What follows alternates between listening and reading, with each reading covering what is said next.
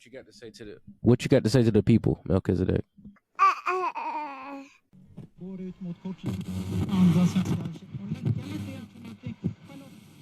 Talks Radio.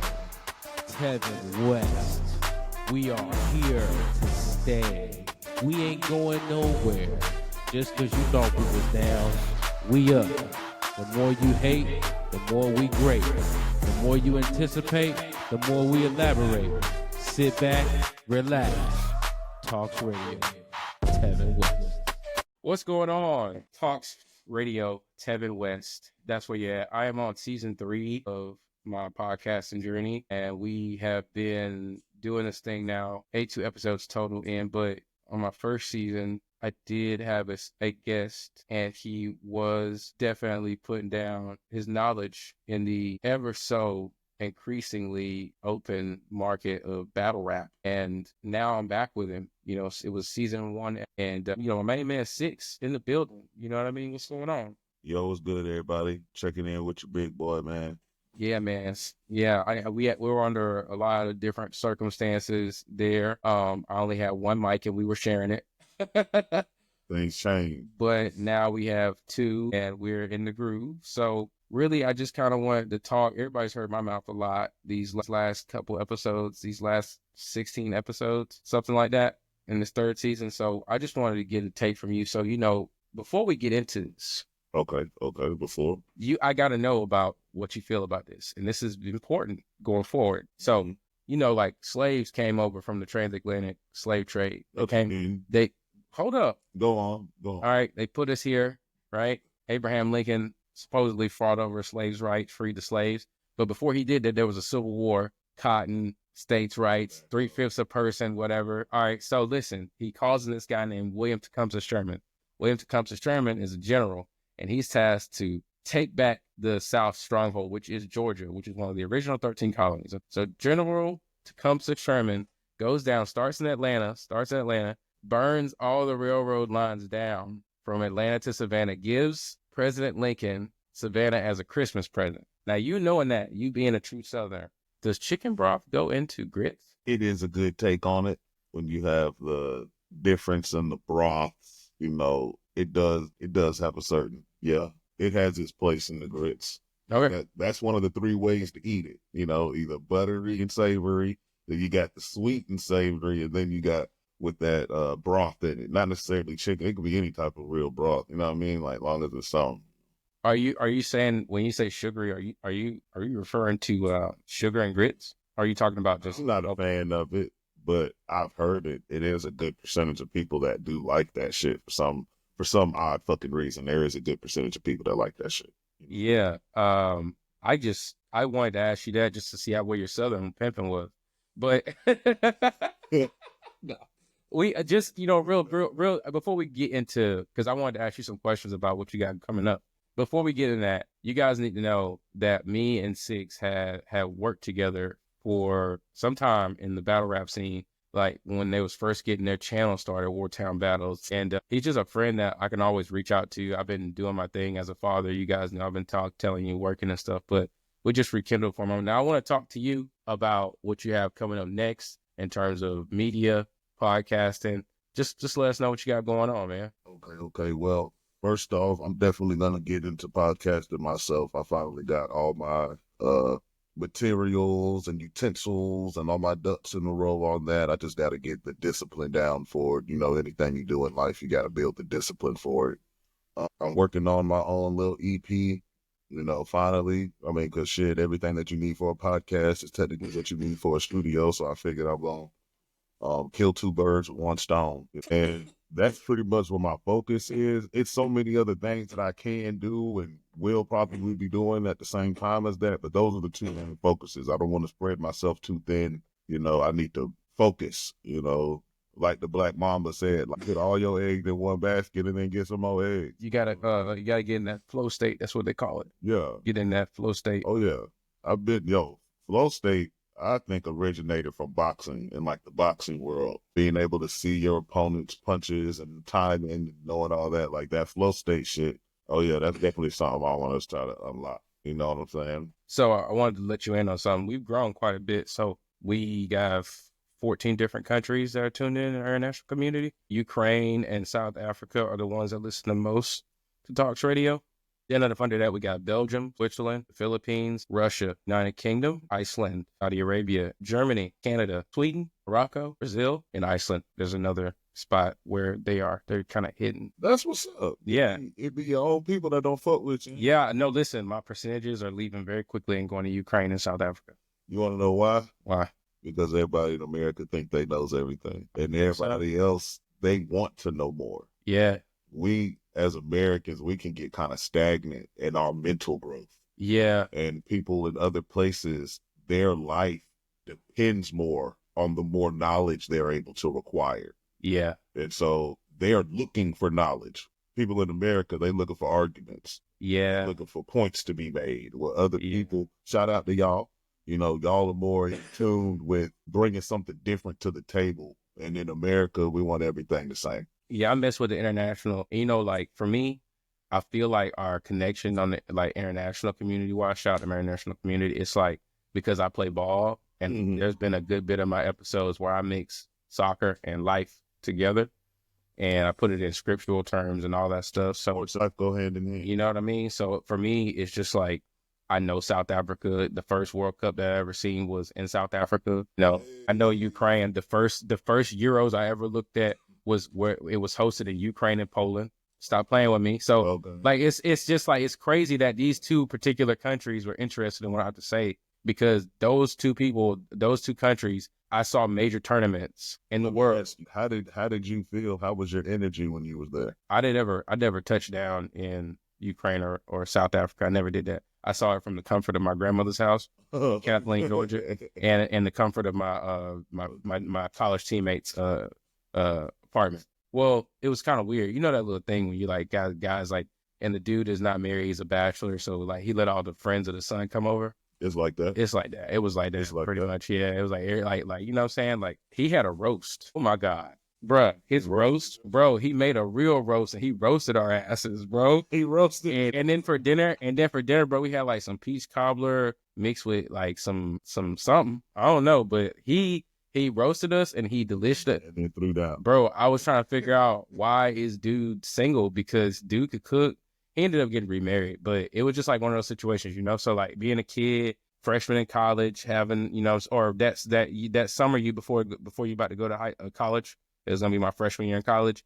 And it was just like, this is the international scene. And who I saw, Andrei Shevchenko, scoring diving headers. And he was like 40 years old. That's crazy work. Right. You know what I'm saying? And then like in the FIFA World Cup, the like Diego Forlan was like this Uruguayan blonde.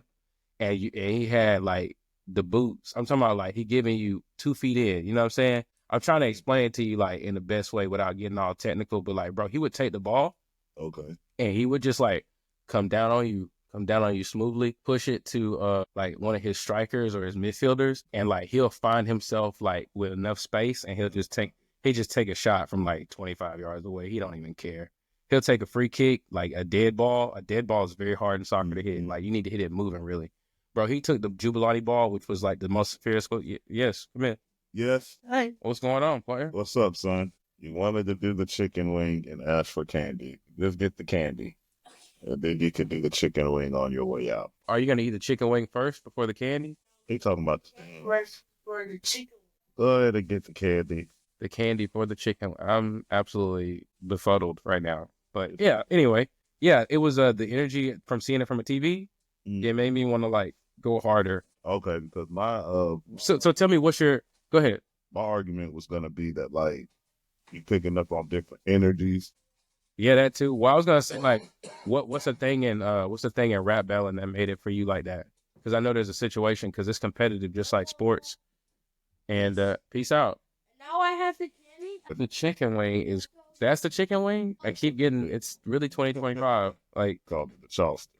That I mean, I thought it was like a little soft shoe. Some little shit. I didn't know what I thought that was like from the 1950s. But anyway, I was gonna ask you, bro, like what. And I didn't mean in any way you're a kid. That is not what I was trying to do. I wouldn't even receive that. Okay, cool. But so I wanted to know what was that moment for you? Like how I saw those two tournaments and they just like lit my eyes up with the sport. and made me want to go for it harder. What moment was like that for you in like battle rap? Yeah. I don't know. It would be hard to say because looking at yourself after you battled or even after you played a game, it sparks something in you every time. Right. You know what I mean? It's just something. And even if I won the battle, or even if people was like, yo, that was any way they can call it, it was a classic or whatever the fuck, like at the end of the day, me judging it was always different. Yeah, for sure. And I've always had people on the side of me like, nah, bro, like, you ain't do that, man. And nah, you just trying to be a perfectionist. And nah, you need to this. And I'm like, nah, man, I could have did this different. Like, I could have did this. And what's crazy is that I watch every single one of my battles in a different lens. Like, I can actually see the difference in my energies and my mindset. In each battle, you really get a different, like, personality almost of me. You know what I mean? And I've tried to get help with that too on certain like cases, asking people like, how do they do it? You know what I mean? In a way, quote unquote, finding your lane, but I had to realize like my journey ain't their journey. You know what I mean? And I can't always expect them to, understand or it's not their blueprint about it. Well, wait, but you had to draw it from someone. So like what person did you see, or what people, or what event, what place were you at where you like, I can really do this? I have a passion for it. Like, who did you see? Who you like? You weren't copying their style, but you was like, that's what I want to do. It had to have been watching the Daylight and Charlie Clips battle. Okay. Or the Tay-Rock and B-Magic battle. Yeah. Even though those weren't the first battles I watched. You know what I mean? One of my earliest memories of like really watching a battle rap and being in tune was Hitman Holla versus, not Hitman Holla, my fault, Hollow the Don versus Averb. Versus Averb. Was that at the time that UK battle rap or UK drill scene was taking off at the same time? No. Only reason I ask is because I watched this show called Top Boy, and there's this guy named Sully, but his name is Kano. But his rap name is, so was he a battle rapper as well? Was he a battle rapper at this time? Was he a battle rapper? Or is just like, we don't mess with the UK. We didn't know about UK drill at that time. We didn't. Okay. First of all, you can't drill without no gun, man. Them niggas in the UK got blades. They do, bro. It's vicious. They're steppers. First of all, that's very vicious. Okay. Super vicious. You gotta have a certain type of mentality. Super vicious. To do something close up and personal. Not for real. It ain't even it don't even gotta be no shooting or stabbing shit. Nah. Just punching somebody in the face. Yeah. Believe it or not, that's not the norm. There's a lot of people that go their whole life and do not fight. You see what I'm saying? It's our cultures that kind of normalize having to defend yourself if you come from a culture or a race or ethnicity that's had a certain type of past. Yeah. But the truth is that there's more people that go their whole life without throwing a punch. Yeah. You see what I mean? Like, you actually do have to get in a mentality, even with sports.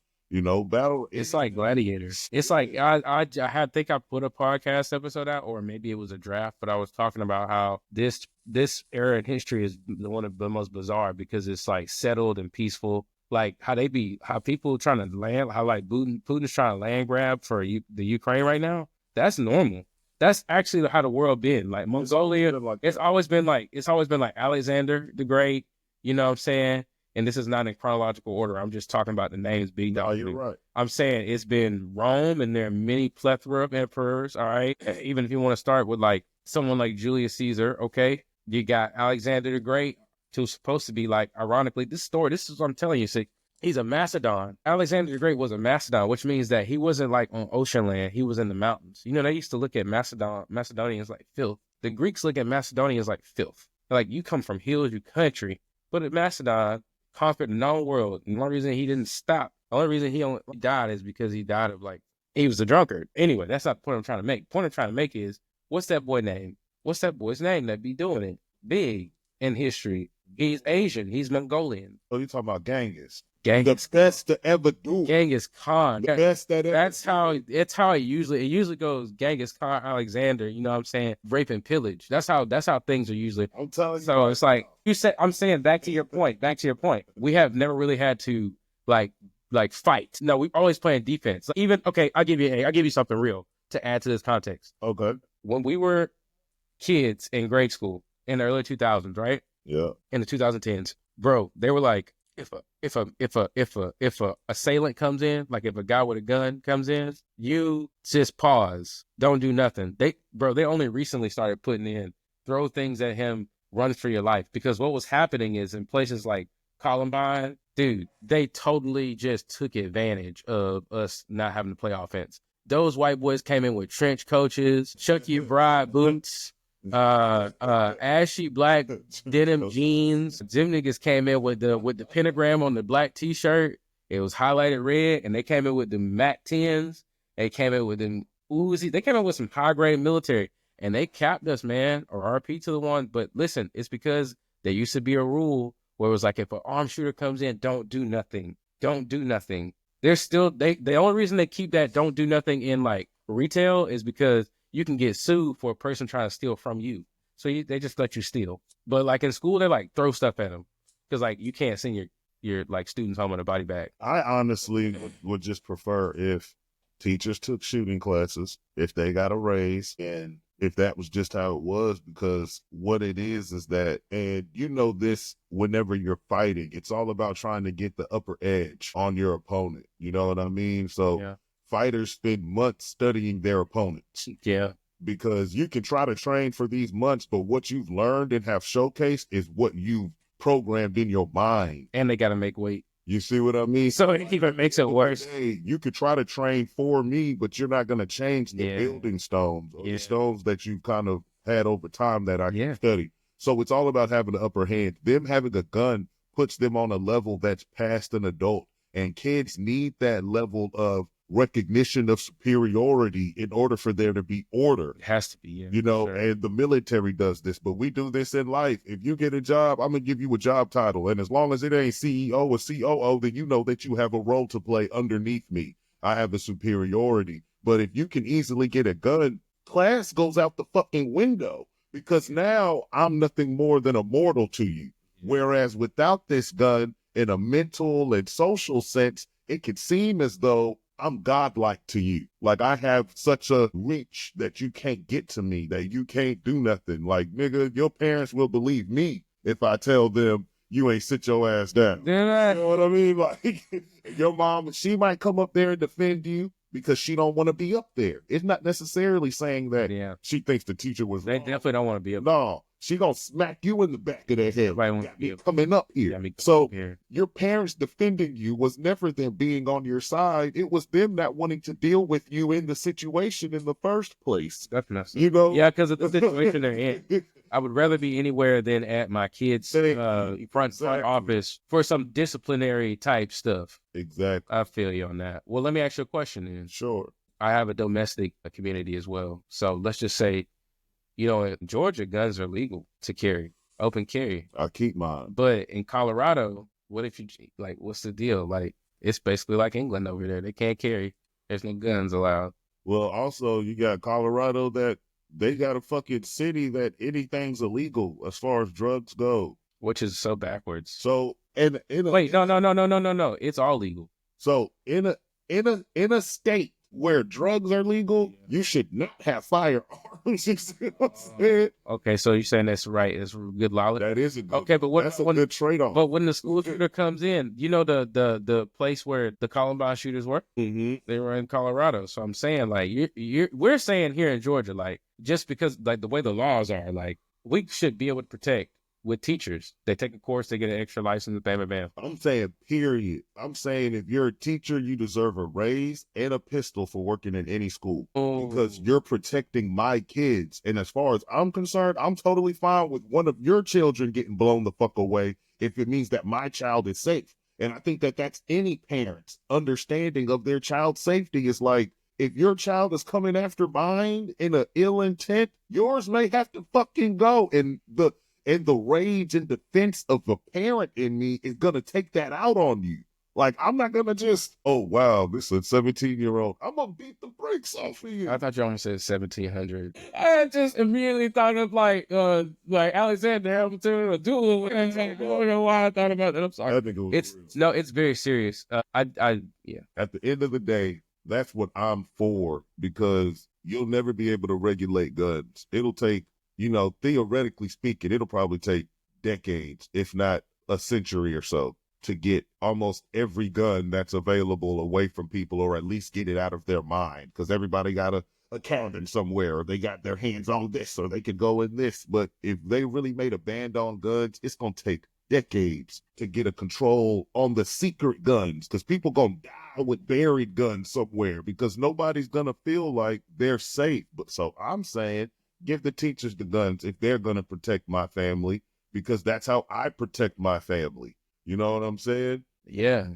How many instances has there been of a teacher pulling a gun as opposed to a student pulling a gun? I'm not saying that. I doubt that it's never happened. I guarantee that there's been a couple teachers that done lost their fucking marbles. You know what I mean? But Yeah. in the sense of just ratio wise. So we need a defense. We're already working with an older person, you know what I mean? More mature. They're not going to school to kill. They're going to school to get a check.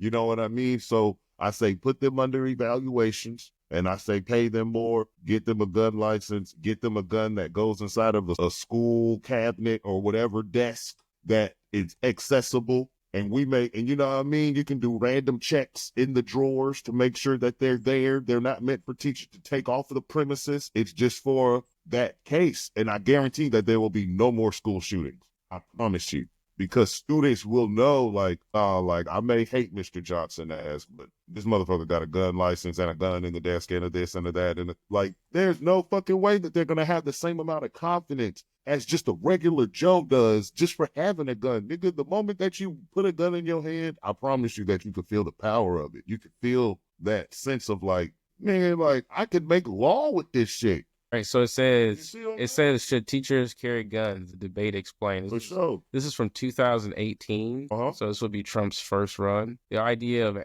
Army teachers or loosening state restrictions to allow concealed carry permit holders to bring guns into schools is often circulated after school attacks. It gained attention after the massacre at Sandy Hook Elementary School in Newtown, Connecticut in 2012. Were revived in the wake of the 2018 mass shootings in Missouri. Blah, blah, blah, blah. Recently, the sheriff said, Scott, who supports the idea? President Trump supports the idea. He says a teacher would have shot the hell out of him before he knew what happened, Trump said, referring to the former student who was accused of slaying. DeVos herself is not opposed to arming educators. At her Senate confirmation being in 2017, she suggested teachers may need guns to ward off potentially grizzly bears. I don't know where the grizzly bears came from. Their arms. Arms. That's cool. All right, so basically here, what do we? It's like it says adopting a policy. That's what I was getting at. I'm like, is there a policy in here that says that you can't? It says among the questions school wants to armed staff members have to answer: who exactly is authorized to carry a firearm? Where should guns be stored? And should armed employees get some sort of bonus? Thank you. Everything I said. At the end of the day, I think that it's about warding them off, because metal detectors ain't going to keep guns out of school. Inner city schools in the 90s already proved that. In the early 2000s proved that. There's a liability issue. Like, there's no guarantee. It says who would be responsible if something went wrong. Many things could go wrong. Experts say a student could find or steal a teacher's firearm. The weapon could accidentally discharge, or a teacher. But that's what I was saying about having them locked inside of those desks. Yeah. You know what I mean? And these kids are not professional lock thieves. Right. As much as people want kids to be hellions, they don't just have skills. What they have is time, and that's what makes them dangerous. So what we have to do is be smart, because they already have more time than us. You know what I mean? Yeah, they already got more time. Bro, it's like I see it. Like, son could be doing something. What he's doing is an issue, maybe. But the thing is, he's got a lot of time. If he's got a lot of time, he can turn something that's like innocent into like a complete firestorm. Exactly. Like, bro can just untie knots, metaphorically speaking.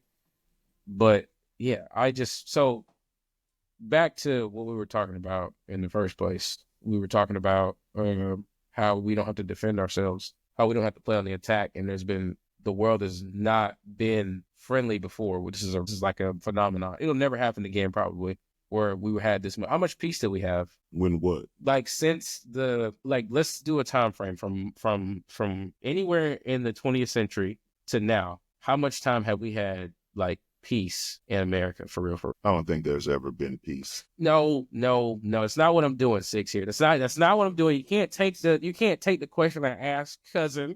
I don't think there's ever been. I'm saying like war off the street. Yeah, I can see how you're gonna say there's a war on the streets. There is war on the streets. But like I'm talking about like a relative peace. Has there ever been a time that we had a relative peace? I would say no, because peace comes at the cost of war, and all that war can cost will give you its momentary silence, but the people that you've affected from that war are still warring within themselves. So on the surface, it looks like peace because you've won. But the people that you defeated to get that peace, they don't know peace. So now you got regimes, you got Black Panther parties, you got gangs, you got coalitions. It breaks off. It'll always be that way. Okay. And that's because it'll always be that cycle. Everything is a circle. This is there's a term for that. Actually, it's like ready? It's called retaliation and get back. It's forever. It's like there's a bunch of groups have spawned. Beef is forever. Beef. Have you seen that? Okay. As a kid, I grew up watching that DVD. Have you ever watched that DVD? Yes. The beef? About these rappers in the streets. It's real beef. They try to highlight Black people in the urban area. Yeah. It's real beef. There's three of them. There's three of them. You want to know how much power that these niggas got? And this is something that I had to bring up to my partner, and he was like, he never thought of it like that. I was like, they made us act like these niggas was really to be feared. Like they done did all this gangster shit. They hood and they cities and they states behind them. These niggas don't got no fucking pull. Wait, so let me ask you this question. Are you trying to clarify that like the thin veil of like the toughness and like bravado and masculinity of rap has been like torn? No. I'm saying like they're like as aggro and aggressive as these niggas is, all their ops die the same way. A bullet. That's not real power. That's not how the government does it. The government's power is to make us suffer forever, because they can have that power over us. They can make it to where, nigga, if you want to survive, take your ass in the woods. And I guarantee that you won't be happy out there. You won't know peace and security. You're going to miss this electricity. You're going to miss these bitches out here. You're going to miss civilization. They have the power to really make you suffer for your life. Yeah. And all that gangsters really do is have the power to end it. But that's not real power, because you got the power to do that now. And that just puts you on board with everybody else. The greatest like wrong you can do to a person is give them time in their poverty. In their hubris. Just give them time in their like whatever stew they're sitting in. Just give it to them. Give them rope. That's what they say. Give them rope. To hang themselves. Yep. Because, oh, wow. Exactly. It's a lot of suicides going on out here in the streets. There's a lot of that. In a way, imagine how many people really do die from real suicides. I'm not even talking about you directly killing yourself. I'm talking about you indirectly killing yourself. Oh yeah, it's a lot of that. A lot of these folks, they learn about these things and don't do anything to prevent them. So when y'all be dying of lung cancers and heart failures and all this obesity and all these diseases that come from this shit, it's something that you could have prevented but did not. Is that or is that not suicide? Let's talk about it. Is that suicide? Yeah, I guess it's a slow, agonizing death. But in the faith of Christianity, they say suicide, you know. Okay, so here's the deal. I'm going to say something about that. It's a good question. It's a good thing that you posited. Yes, the tradition in Christianity, on some sides, because on the Catholic side, it's like, for sure, if you kill yourself, you're going to. That's a fact. But on the Protestant side, it depends on what sect of Christianity that you're in. Some people believe that God's grace covers a multitude of sins. There's only one sin that God doesn't forgive, and it's blasphemy of the Holy Spirit. That calls into question, is murdering yourself a blasphemy of the Holy Spirit? Blasphemy of the Holy Spirit. Define blasphemy. Blasphemy would be, it's going to be hard for me to say it in words, but I'll just say it. Blasphemy is not acknowledging. And to not acknowledge in a spiritual term as high as, hey, I'm God the Father, in a spirit form, is to deny, like to not acknowledge that is, that's pretty, like if I'm showing you miracles, like in the Gospels, like Jesus would come and show the religious leaders miracles. And they're like, he must be full of demons. Like, bro, I just healed a man. I just healed him. I just healed this man's hearing. I just raised this man, and it was like he cast out spirits, bad spirits, and things by Beelzebub. But you know that That's blasphemy. at That's the end of the day, that's the Holy Spirit. you have to realize that people went off their initial actions. These folks was playing spades before spades was invented, okay? A rule in spades is study long, study wrong. Okay. You know? Yeah, no, for real. And so when these people felt fear, they took it as that's their God-given sense that this was not a right thing. So if he did something or if something happened in front of them and they felt fearful, even if their mind came to grips with it or they tried to settle on some type of peace with it, they went back to their initial like, oh, why'd my body act like that?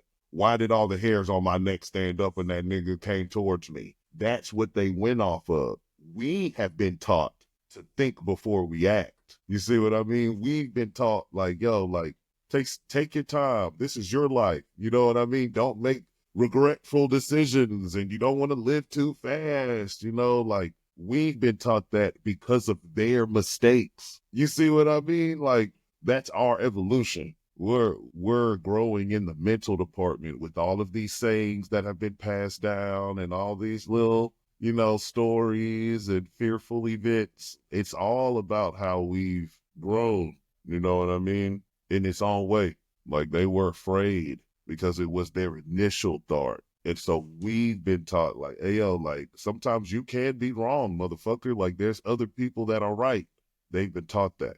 Well, we've been taught that. You know what I'm saying? Regardless of how many of us don't want to listen to it, which also begs the question of when are people going to stop trying to give a timeline for when they're going to start disciplining themselves and starting to listen? Because that's what people do. They always give themselves, oh, I'm going to do this until this. I figure by this time I'll this, I'll this, I'll that. When the truth is that you're really robbing yourself. You know what I mean? I'd be like, I'm going to do this. I'm like, dude, you already. That's how wise we are. We plan our demise. We plan when we going to get better. We can plan. You see what I'm That's saying? great. Here's the deal. Like, it's like a how arrogant are we to plan? Like we're gonna be here. You don't even know you'll be in the next 10 minutes. That's a fact. Yeah. Yes, sir. Tell us how being a father is. Tell us how being head of household is, and juxtaposing that with your other endeavors, including the alternate things. Well, I like the phrase, what you are with one thing, you are with everything. Like, that's not something that you have to live by, but I implore you to live by it. All you can do is better yourself by doing that. At the end of the day, being head of the household, it isn't easy. Being a father is very challenging, but it has its perks and its good times. And being a business owner is probably the coolest, dumbest, most stressful, most fun, most beneficial decision I've ever made. It incorporates everything. Now, how is it for you? We had a conversation yesterday, but I kind of want you to tell everybody what's the difference. Because I have one son, but you have multiple children. I mean, a few. So a couple is two, a few is three, multiple is four. I apologize. I didn't mean to say multiple. You're good. That is my fault, okay? He gave me the nastiest cut. He cut me like a fucking D. You should have seen the perk up on his nose. I gotta start getting I gotta start getting visual aid. That's what I think. I gotta start doing visual aid next. But like talk radio, no, I'll be doing my thing. But you should have seen the way this guy cut at me when I said multiple. I had to completely let 6 know that was not necessary. But yeah, guys, 2 is double. 2 is a couple. 3 is a few. So anyway, I have 1. You have a few, which is 3. It sounds like a lot, but it's not. Tell us the difference, because for me it's tough and it's just 1. But you can't say that. You gotta suck that shit up. Yeah, that's factual. I think at the end of the day, it's a good balance of being empathetic, but also still knowing that they have to be better than me. So I don't let my anger get the best of me. I ain't gonna lie. There was like in earlier years, definitely. And you'll notice that too. Like, yeah. It doesn't get easier. You just get a little bit. We should tell them their age ranges. My son's 1.5. He'll be 2 in May. See, and I got a 7, 8, and a 10-year-old. See, okay, good. At the end of the day, It's what that means. I'm trying to get some advice just in case, you know what I'm saying? I really meet my queen to be, you know what I'm saying? Hopefully my Ethiopian my queen. I'm trying to see like if I have an extra kid, if I have it. if I have an extra kid, like, I need to give me some advice because you're not giving me nothing. I'm gonna give you some advice right now. Yeah, You want physical advice or mental give advice? me a little bit of both. Okay, so physically, I would say definitely find something that can't be taken away from you. I mean that in the sense of like, you'll slowly find that what you have peace in, your family will take away from you. Yeah, And so you kind of need to find something like an outlet. that can't be taken. I mean, outlets get taken away. That's how so many men end up with weights in the garage that got dust. Because at one point it was an outlet when they had time. That was before the kids had practice. Yeah. That was before they had to do this because come on, bro. Like, you just got to find something. That's why I've always liked music. Like, you can't take that away from me. I write rhymes in my head, nigga. Like, you can't take that away from me. You feel me? That's crazy because if that's the case, then the only thing that I have that would be a getaway from him would be like that I do consistently. Mm-hmm. Be working out, and then that's it because he run 5Ks with me. I push him in the stroller when I'm doing 5Ks. Okay, so look, I would say find, a lot of people call it that time to meditate. Meditation is just the time when you're supposed to listen to God, because prayer is when you're talking and he's listening. Yeah. Time to meditate is one thing, but time for yourself is the other thing. Thank you for clarifying the difference. I appreciate it.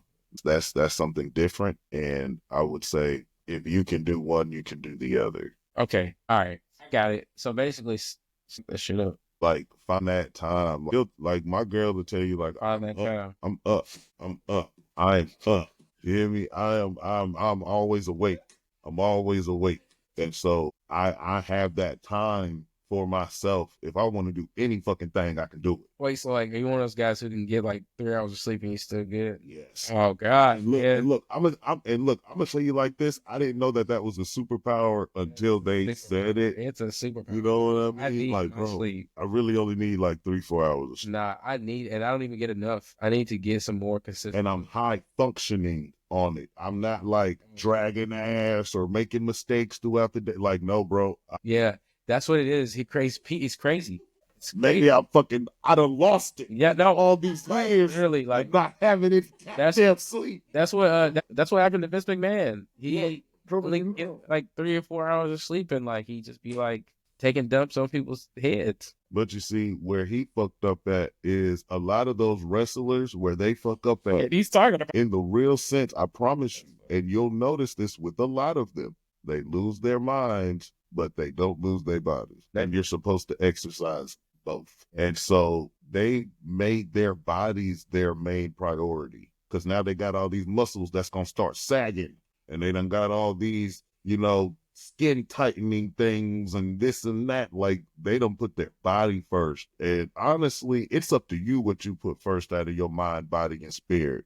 The church wants you to put your spirit first. You know what I mean? The world wants you to put your body first, and your mind wants you to put it first, which is why we fall into addictions and bad habits, because the mind does not give a fuck about you moving forward. It cares about its own comfortability. It does, man. It's so, and so mind, at the end of the day, bro, it's like you're gonna get uncomfortable. It's gonna hurt a little bit. Exactly. You feel me? You have to. That's why we were put here in this vessel. But I ain't got to get on that tip. But at the end of the day, that's why those wrestlers end up losing their minds. And so many of them end up, fucked up and, taking their life and doing all this crazy shit as they get older. It's because their mind has rotted. You know what I mean? The years, I call it the deadly years. It's like the age of 26 and 34, 35. That's the high rate of suicide. But that's also the time where a lot of people's mental psychosis start to kick in.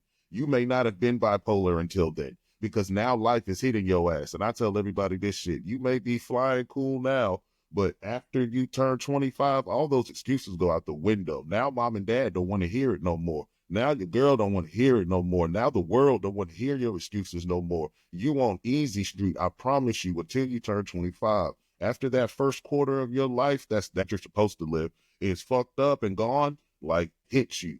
Now your things are starting to work different. Technically, scientifically, you're growing until the age of 25, and then you stop growing. And so it really does line up and align with why you're supposed to take care of all of these things. You know what I mean? Your mind and your body. You know what I mean? Read a fucking book. you know, and if not, learn something educational, you know. TV is the new books, like streaming, YouTube, whatever the fuck, it's the new books. Yeah. You know, find something that's educational, not entertainment. That's how they break you. Yeah. This has been doing this podcast has been very educational because I have to figure out how to get better, like audio wise and stuff, and just mechanically. So I have to re up on stuff. I got to watch YouTube videos. It's important and it's good to shape your mind because in a lot of times you're doing stuff that it's just like, I already know how to do this. It always goes back to step one, bro. Yeah. It always will. It always will. What's fucked up is that we don't want to go back to step one. Nah, man, I hate starting over. It's stressful, but that's where you really learn to master the steps moving forward. Yeah. You know what I mean? Yeah. This has been enlightening, to say the least. I would hope so, bro. That's what friends are for. Friends aren't just users. Yeah, I felt that in the hardest level. They're not just users. They're supposed to be able to help you. Yeah. You know, and not just helping your demise, because truthfully, we're all headed down that road of demise. Like, the least that they can do is not just make it enjoyable, but make it less insufferable. Yeah, but that ain't happening. I see they got the baby oil and everything. Oh, they got the baby oil. They got IV fluids for you. Like, I don't want to do that. We can get down there and do it again. Like, whoa, I don't care if you're tired. That's basically what Diddy was doing. I mean, at the end of the day, though, Diddy was nothing more than a tool that I started to use. What? I mean, like, have you seen that movie called Bones with Snoop Dogg in it? Oh, yeah. Listen, he said, you bitches are just meat. A little more to yourself. Like at the end of the day, though, Diddy wasn't doing nothing that he ain't see his masters do. No, for sure. No, seriously. He's not doing anything. This is all, somebody showed him this. Somebody showed him. Look, bro, the moment I saw that he had that bed outside, I already knew what was going on. You know, it was just fucked up sex parties up until I saw that bed. Then people know what they was doing in there, bro. They've been doing sex magic. And that's why he had it underneath the stars. That's like, bro, it is so crazy, man. Like, wow, I've never heard of sex magic. Maybe I should. I feel like I should. That's the strongest magic next to blood magic. This is real shit. Maybe I feel like I should have known that from the term. I'm gonna tell you this. It seems so easy to understand. I'm gonna tell you this, bro. There was a time where I was having sex with my girl, and I plugged into like the universe. She put your sex magic. She did sex magic. Oh, bro, like I literally clicked into something, and I've always been spiritually sensitive. Yeah, I promise you. Almost like Kuwabara off of Yu Yu Hakusho. Like I may not have been able to shoot spirit guns and shit like that, but I've always been sensitive to like energies and seeing shit and ghosts and all this shit, bro. And so it was just one night, bro. Like we was just having sex, and out of nowhere, I just plugged into something, and it was really just me in like a vast, like black nothingness. You feel me? And it scared the shit out of me. I was in the sunken place. You feel me? Quite literally, bro. But look, that's not the only time that I've had something happen while I've been having sex. You see what I'm saying? Like it's not what the flesh thinks it is. You see what I mean? That it does go beyond that. Exactly. Unfortunately, yeah. It's always been deeper than that. It's been deeper than rap for a minute. For real. And so I always had situations like that, but that was the first time that it scared the shit out of me, and I knew it wasn't a bad thing. I think that it was like a realization thing. You know what happens to me after I have sex? Can I tell you something? You pass the fuck out. Like we all do. If it was like that. Yeah. But besides that, listen, sometimes I get real sad after sex. What the hell wrong with you? I don't know what the fuck. Look at this. Just to let you know. Hold up. Pause. Intellectual conversation. Can I say first of all, can I say something? Can I say something? Yes. I'm out of the rap game. I don't date or anything. So I just really haven't had anything going on. So I'm just out of the rap game. That's crazy. Of course you step back in the rap. Listen, of course you step back in and make a couple guest appearances. You go into your guest appearances, get your royalty check, and you get back out. Okay? But you know what I'm saying? For the most part, I'm out of the rap game. I've been out of the rap game since like way back. But you see, that's not a bad thing because we're not supposed to give our energy to people. Yeah. You know what I mean? But I feel, but here's the deal. It goes deeper than that. It goes deeper than that rap.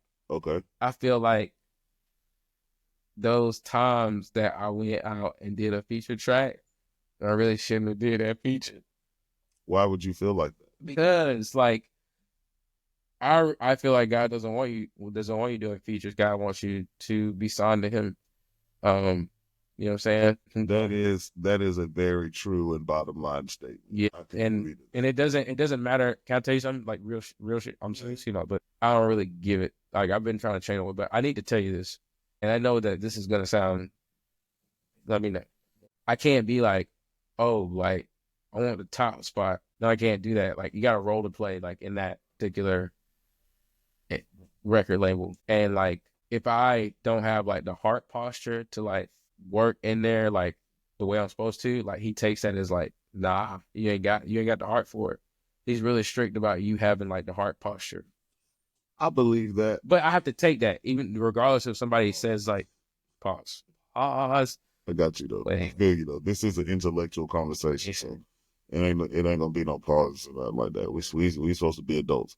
I get what you're saying though. I actually have talked to my girl about that before. You know what I mean? Because I've wondered where that feeling type came from. Before, Yeah. You know what I mean? Because I went through a period of my life where I was like that too. I was really just, cooking up, but not that I got sad, but I felt very disconnected. Never. I swear. But I feel you though, because I felt disconnected. It felt empty. What a political word. It felt very empty. What a political word in these times. You say, yeah, you said you felt it. I felt disconnected. You was crying in your spirit. That's what that was. So, yeah, and so the thing is that I remember you one of those almost like beating that spirit out of me, almost like, nigga, this is what you're supposed to be doing. Like, stop feeling bad. Like, and look, this is very similar to, gang culture and, occult culture. Like, they train that shit out of you because what you're about to do, a normal person will feel bad about because we're raised in a culture of sensitivity. Shame. And it's put on us to literally get that sensitivity out. You didn't even say shame. You said sensitivity. No, sensitivity comes first because we're all sensitive to everything. We don't want to get punched in the face. We don't want to get hurt. But look, next thing you know, society is like, you got drunk off of one shot, so now you're feeling bad. You feel shame. And then society is like, you're supposed to last hours in the bed. No, we're not. You see, we're supposed to enjoy things, but it's not supposed to be forever. This is how we fuck ourselves up because our mind is stuck on enjoyment and comfortability. And so if it was up to your mind, you do what the fuck you wanted to do all day and not worry about any stressors that make your life better for some reason. Stressors make our life better. Yeah. In every way. You'll always find the answers in the places that you don't want to go. Man. In your mind. You know what I mean? Yeah, no, in your mind. When you clean out that clutter in your closet, you're going to find that shit. You know what I mean? Like, that's how it goes. Because doing what you do, just cleaning up the shit, you're always going to get the same answers or get the same results because you keep doing the same shit. Yeah, man. Yeah, I said that I would just start trying a lot harder, like and start like when is it? Like, okay, so I had this guy named LaRussell. He's an independent artist out of the Bay Area.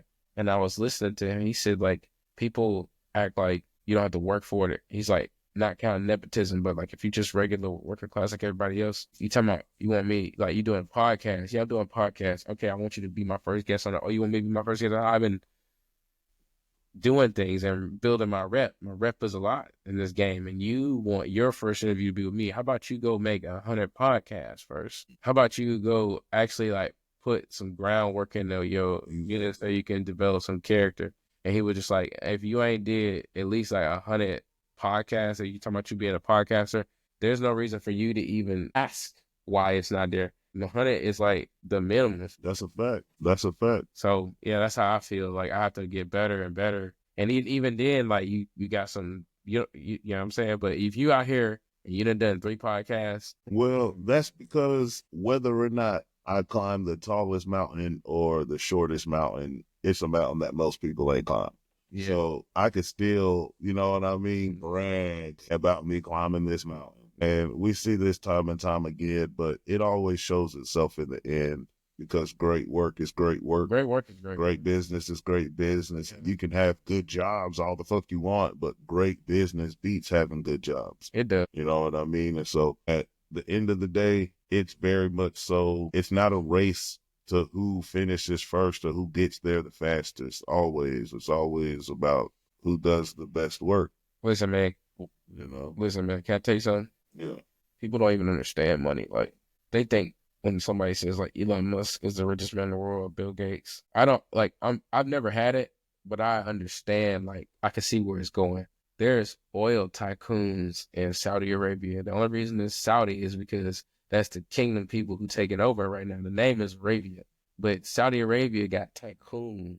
Saudi Arabia got people who not even listed on the thing. Yeah, and look, And we that thinking would be my point. you can't get first place. I was just about to say the richest man is the man in black. That's what I call him. That's the name that I made for him because he not only is in the shadows, he's not listed. Why the fuck would he want people to look into him? Why the fuck would he want? No, bro, the man in black, he's the guy that they copy. That's why they wear black suits. That's why they wear black this. It's because he's the one that has that power, which money is nothing more than the power to do something. You got the power to buy this gumball if you got 25 cents. You got the power to, get somebody killed if you got. I'm going to say something about $25 gumball. No, I'm feeling like No, gumball. money is nothing more than the chance to make something change. It's something. And so we respect money because we feel like we got to work for it or we got to earn it and we got to do stuff to get it. It's not free. And so the person that has the most of it, why would they? You know what I mean? They're the ones that are copied. So the man in black is where we get all these people in black when they wear their suits and they come in. Yeah. It's always going to be like that. Bro. They call us black too, even though we're brown. So I don't know. Black is the color of power, though. Black is the color of power. Next to it is red. Red is the color of power. Do you know what they said about this? Is how soft our country's gotten. Do you know what they said about red?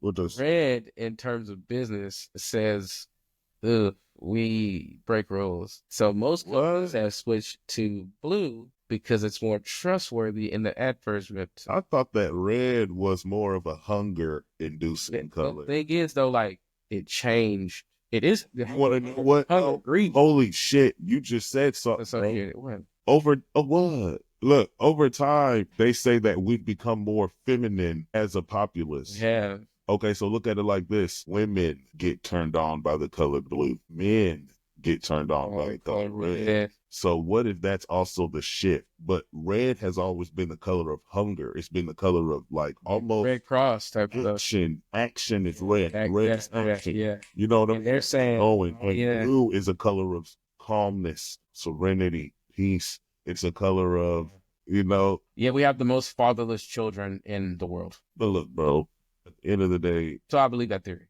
But that's because, it's a whole thing. These kids ain't fatherless. The government's their father. Blue it is. The government is their father in the American society. And what's fucked up is that even if a father is present, that doesn't take away the government's presence. Not for real, yeah. It's a battle. It's a little battle in the American sense of life. Yeah. It's not just the fact that there's a father that's present. You also got the government father that's present. And so that's psychological warfare out here. It's survival tactics too. It's very much like a war zone out here, just for the mind. Exactly. And that's why so many people are like, America's lost it and they're weak. It's because the government presence is very people. I'm telling you, like, I feel like I'm also like talking in times of like turmoil. So it's like I'm telling you, Six, like for me, I don't feel like it's really been times like it's booted up like this for us. But do you feel like that, or are you like, this is just as the world turns? Yes, this is as the world turns. It's a pendulum. It's a pendulum. So, but we're on the, back war side. We're back to Genghis Khan. I'm telling you. We are not back to Genghis. No, we're not. So we're in the early 90s. We're the tycoons at the Gilded Age. We're with John D. Rockefeller, the rest of the robber barons, Andrew Carnegie, Vanderbilt, Henry Ford. We're with them, where there's a huge wealth gap between the rich and the poor? Coal mining. We're back to coal mining and working in the assembly. Except that. But look, that's what we're supposed to do. No. Yes. Look, at the end of the day, it's not supposed to be such a wide gap, no, but we are supposed to live more natural. We're supposed to do things. Assembly line is nowhere near natural. But no, I was saying more so in the sense of we do need a sense of You want some back to the basics? slick. You want some back to the basics. That's not basic enough. We need to like tilling our own land. That's back to the basics. What's wrong with that? And nothing wrong with that. At But least- you said something. You said something about us needing to be assembly line workers. I didn't say assembly. I said Gilded Age. That's the Industrial Revolution. You said we were made for that. Well, we were made for that. Ain't nobody industrializing over here. We were made to be mindless and do what they told us to do. We were made that way, yeah. But like before that, though, can we till the gardens? Okay, well, I don't want to go back there. I'm saying, are we going? I'm saying that's where we're at. We're at like mind control, AI. Being mind control. Yeah, but like we like tighter in the situation. The swung the pendulum, as you say. I think that what it comes down to is that we'll always give our lives to something. We'll always be blinded to some things and following behind something that we think is right. And the fucked up thing is that when we find out that we've been following the wrong thing, we just need to acknowledge it and find a better leader. Yeah. And we keep trying to find it in fucking presidents and fucking politicians because they're the ones that have the fucking money and power to make change, and they're not changing shit. So what we really need to do is go back to the basics. We need to let them know, hey, if we need to work in assembly lines and make this shit happen again, that's cool, but we just don't want to be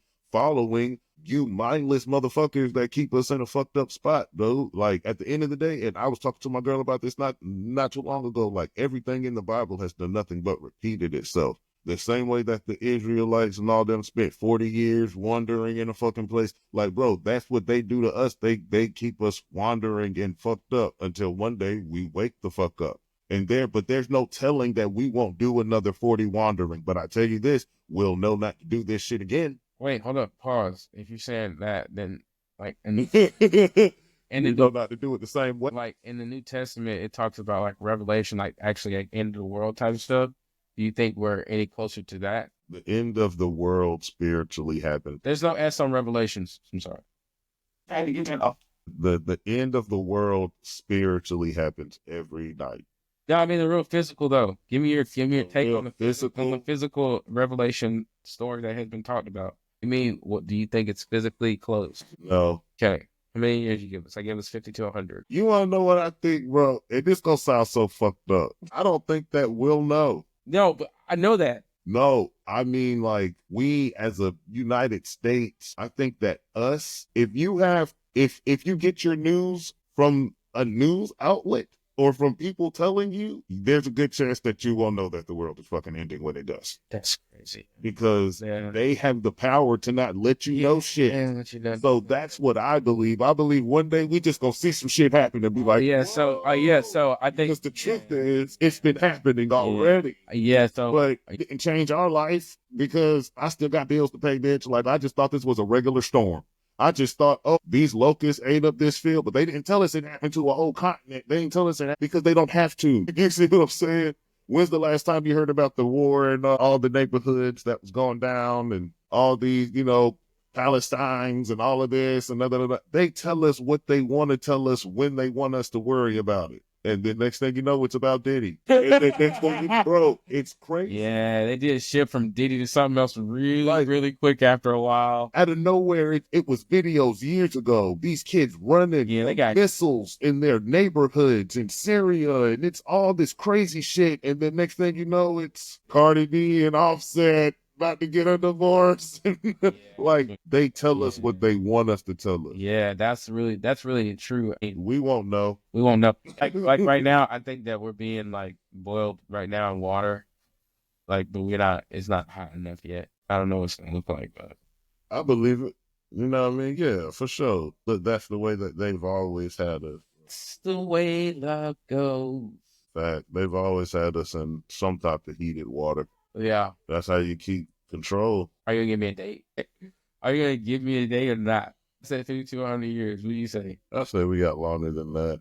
Over 1,000 years. Yeah, one of my partners thinks, one of my Russian partners thinks it's not 1,000 years. I would say that we're probably not even close to the end of the world. I want to feel like that. On a biblical sense. Biblical sense, I want to feel like we're not there. This is the end of the world that we're bringing to our fucking selves. This ain't the biblical end. This is almost like, well, I gave them free choice. I got y'all living for another. He flipping calendars. You know, I got y'all thriving. You know what I mean? Yeah. But I let y'all do what y'all wanted to do with this inheritance of my land and this. You know what I mean? Like, yeah, I got y'all thriving. That's how it's supposed to be. That, and like they theorized why the aliens came back, because they're trying to prevent what happened to us and form them from happening. Well, apparently they say that they theorized that these aliens really started to come through after all of the nuclear testings and everything started going on. And they're technically our future descendants after a worldwide like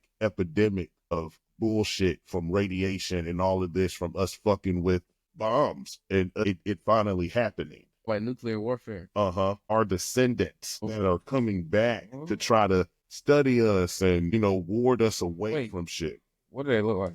They look like us after radiation. But they theorize that that's what it is. You know, there's supposedly a bunch of different races of aliens, and you can get into like it's just different, you know, angels and demons, and you can do all of that. All I say is that all that shit probably is true. You know what I mean? Because there always is a micro and a macro. There's always a big and a small. And what's fucked up is that I don't think that we're meant to understand the macro. No. And so our understanding of it will only be at the top of the micro understanding. You see what I'm saying? Like if micro was 1 to 5 and macro was 6 to 10, exactly. The most we can get is like 5.5. You know? But us getting to that 5.5 is enough to be like what? Mind almost doing that. Yeah, that's crazy. That's my belief.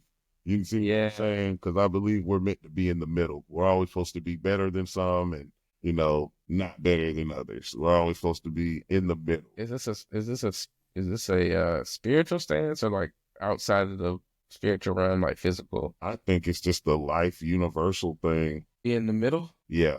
I think that's part of like the level 5 micro. We out here calling folks mid, saying they bad. Yes, because you'll never be the baddest. Every dog has its day. So that means that even though you might have beat other people's asses, one day somebody gonna beat your ass. Oh, we're all supposed to be like mediocre, is that what you're saying? No, I think that our challenge is going through life in the middle. You ever heard of the row your boat gently down the stream shit? Yeah. They say that that's a story of our life, how we're supposed to be. Oh, we're supposed to be. But when you travel downstream, you know what I mean? You're not on the edges traveling. No, you want to be on the stream. You know what I mean? It's time. But you're supposed to row slow. Yeah. You're not supposed to be trying to go faster than you're supposed to. You're not supposed to be trying to look behind you and go slow. Row your boat Gently down the stream. Down. See what I mean? Yeah. And so at the end of the day, my mind calculates that into an understanding of we're supposed to thrive in the middle, be okay with it. But our mind wrestles with us being less than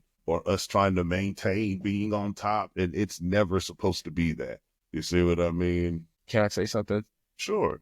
I find it actually found, and Peanut, you might too here, that you just were able to like really make some good doctrine based off of like public domain, like bedtime story. Like, because rowing my boat gently down the stream, you know what I mean? Like, I felt that too. I can appreciate that. This is how cults get started. Well, cults get started because people look for understanding and there's somebody that gives them that. In a world where that's all we want, we think we want money. We do think that. We think we want a woman. We think we want a man. We think we want a car. Wait. I'm saying like just in the sense of us. I was being immature. But you feel me though, like we think that shit, but life will always let us know. It's not about that. Yeah, it's my thing is I can't, one more thing and we're good. I don't want to be like stuck in that mode of like, well, I think it's about money. Because like right now, I'm just trying to survive. So I think it's about money. But hopefully I can get past the point where I think it's not money. What about you? Are you still stuck in that? Do you think it's still money even though you know it's not money? No. My mom and dad, they both taught me that money isn't really important. It's a means to get something done or to have, but it's not going to give you what you want or get you what you want.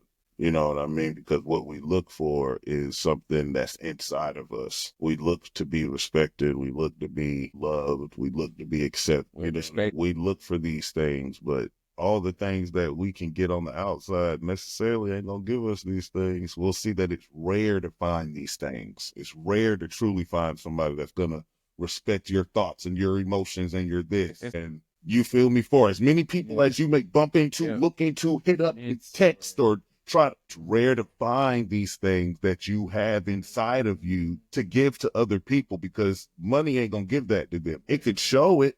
It could show, yo, babe, I love you. I got you this necklace. Yo, babe, I love you. We going out to eat here. I can use money, but at the end of the day, if I'm still mistreating her, she ain't gonna accept that shit the same way. She at dinner smacking her teeth, not eating, because she's not happy with what I'm giving her, with what I already had. It'll always be that way, bro. Yeah. The seesaw of relationships. The pendulum. Yeah.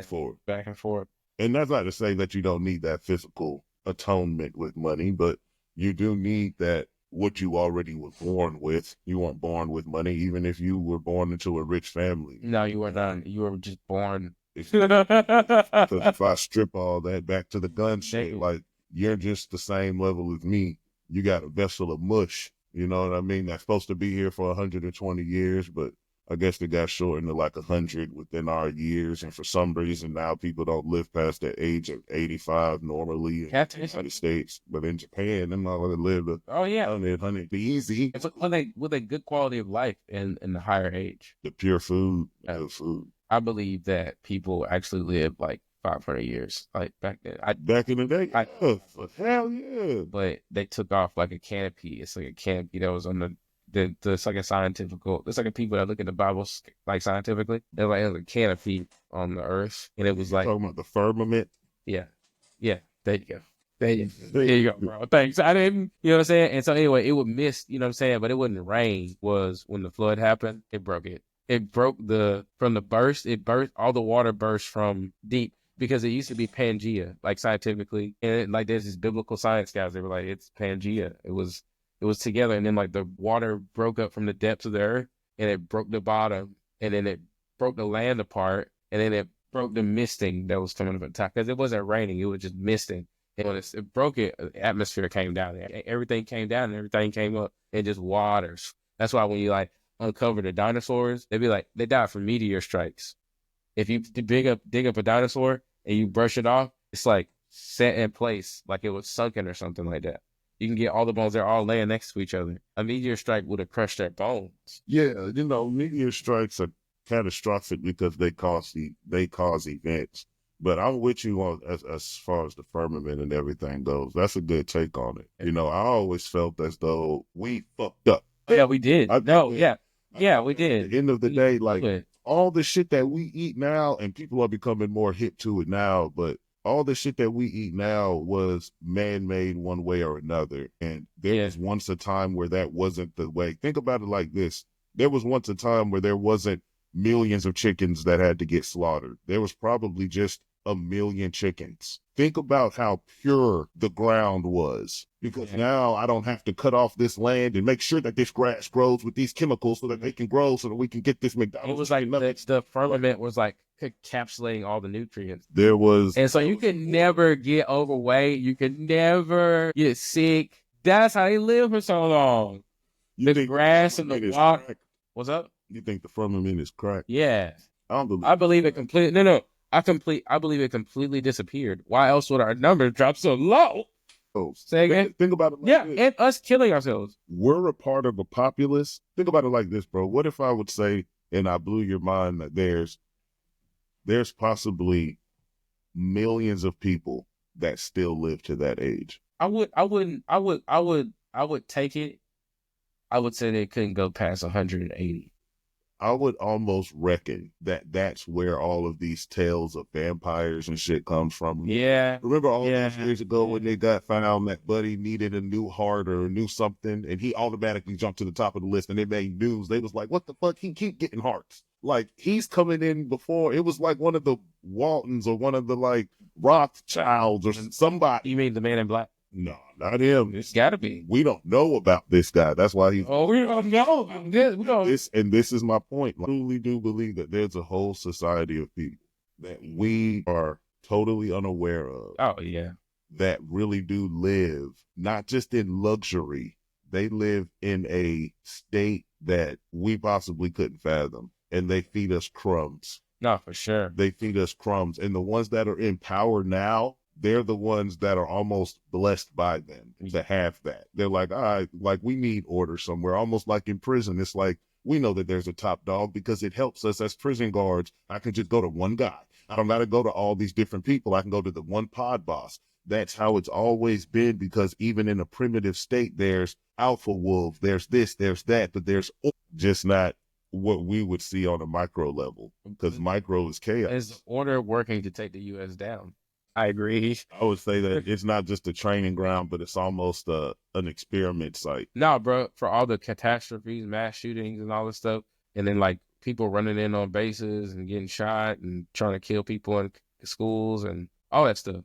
Training ground, definitely. It's a training ground for all types of ideologies to see what you want to follow. Exactly. It's the biggest one here is Marxism. Gladiator shit. Yeah, Marxism popped off.